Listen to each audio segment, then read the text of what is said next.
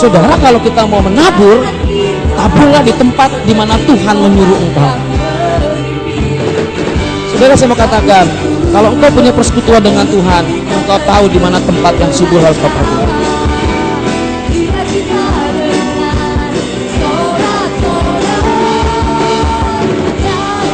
Ada waktu antara nabur dan menuai.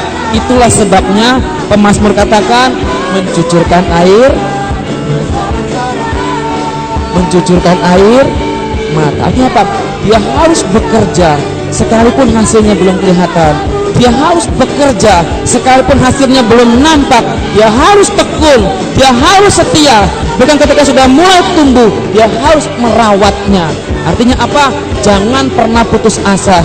Ketika kita mulai berdoa, mempersembahkan hidup ini, menabur kepada Tuhan, jangan pernah putus asa, karena hasilnya kita akan dapatkan pelipat gandaan apapun itu.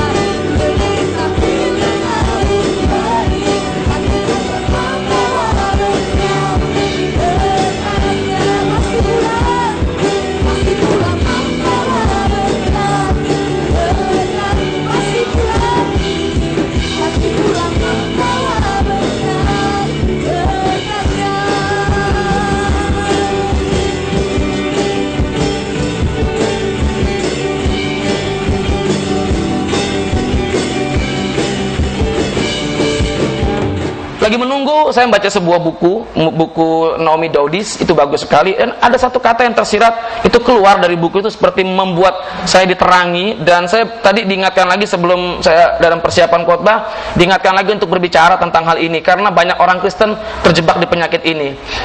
Pertanyaan malam hari ini adalah, apa yang menjadi kebodohan dan kesalahan terbesar dalam diri orang percaya? Kita nggak tahu ini sebelum kita dapat ini. Keluaran 17 ayat 1-3. Kemudian berangkatlah segenap jemaah Israel dari padang gurun Sin, berjalan dari tempat persinggahan ke tempat persinggahan sesuai dengan titah Tuhan, lalu berkemahlah mereka di Rafidim, tetapi di sana tidak ada air untuk diminum bangsa itu. Jadi mulailah mereka itu bertengkar dengan Musa. Kata mereka, berikanlah air kepada kami supaya kami dapat minum. Tetapi Musa berkata kepada mereka, mengapa kamu bertengkar dengan aku? Mengapa kamu mencobai Tuhan? Hauslah bangsa itu akan air di sana. Bersungut-sungutlah bangsa itu kepada Musa dan berkata, mengapa pula engkau memimpin kami keluar dari Mesir untuk membunuh kami, anak-anak kami dan ternak kami dengan kehausan? Saudara percaya nggak bahwa tindakan Tuhan mengeluarkan Israel dari Mesir merupakan jawaban doa dari bangsa Israel selama hampir 400 tahun? Kalau tidak percaya, kita buka Keluaran 3 ayat 7-9. Dan Tuhan berfirman, aku telah memperhatikan dengan sungguh kesengsaraan umatku di tanah Mesir. Perhatikan ayat 7 sini. Dan aku telah seruan siapa? Mereka yang disebabkan oleh pengerah-pengerah mereka. Ya, aku mengetahui penderitaan mereka. Cukup sampai di sini dulu. Bapak Ibu Saudara, bahwa ketika Israel berseru untuk dilepaskan dari Mesir, kemudian setelah 430 tahun Tuhan membebaskan Israel dari Mesir, percayakah kita malam hari ini bahwa tindakan Tuhan itu merupakan jawaban doa dari umat Israel yang tertindas di Mesir? Yang percaya katakan amin. Berarti kita sepakat ya, percaya ya, itu jawaban doa, amin. Dan ketika Tuhan menjawab doa bangsa Israel, dia tidak butuh banyak orang, dia hanya butuh satu orang yang mau dipakai oleh dia untuk menunjukkan dia Allah. Dia pilih Musa. Kemudian dia pakai Musa dengan segala tandanya untuk membuat Firaun mengerti bahwa ada satu kuasa yang lebih hebat daripada kuasa Firaun, bahkan kuasa dewa-dewa yang disembah oleh Firaun. Dan Firaun akhirnya tunduk dan takluk dan mengizinkan bangsa Israel keluar dari Mesir. Bukan hanya keluar, dia juga dibekali dengan harta, dengan kekayaan yang melimpah. Mereka keluar dari Mesir. Pertanyaan saya, apakah Allah telah menjawab doa bangsa Israel untuk lepas? Setuju? Menjawab? Amin? Jadi keluarnya Israel dari Mesir merupakan hasil dari doa bangsa Israel untuk mereka dilepaskan. Amin?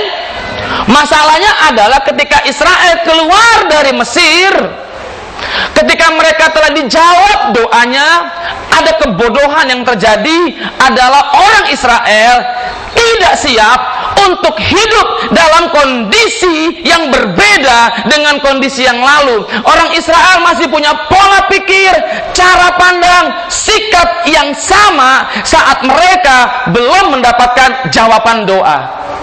Paham sampai di sini? Orang Israel masih punya sikap, pola pikir yang sama sebelum mereka mendapatkan jawaban doa. Tidak ada perubahan yang signifikan, perubahan yang berarti sebelum doanya dijawab, atau sebelum dia dibebaskan, atau sesudah dia dibebaskan. Buktinya apa? Israel masih memikirkan Mesir.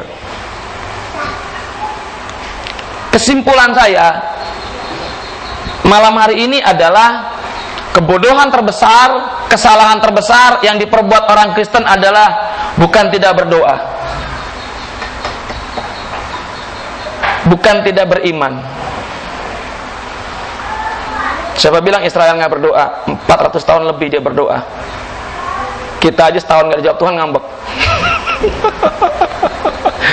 Baru setahun, seminggu Tuhan nggak jawab doa kita, ngamuk.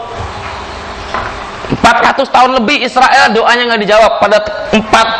Pada tahun ke 430 baru Tuhan bertindak semenjak Yusuf meninggal. Ini bayangkan. Yang bilang Israel nggak berdoa, siapa bertobat malam hari ini? Tuhan bilang, aku mendengar seruhannya. Kebodohan orang Kristen bukan tidak berdoa. Setuju? Sebodoh-bodohnya orang Kristen, tiap minggu dia pasti berdoa.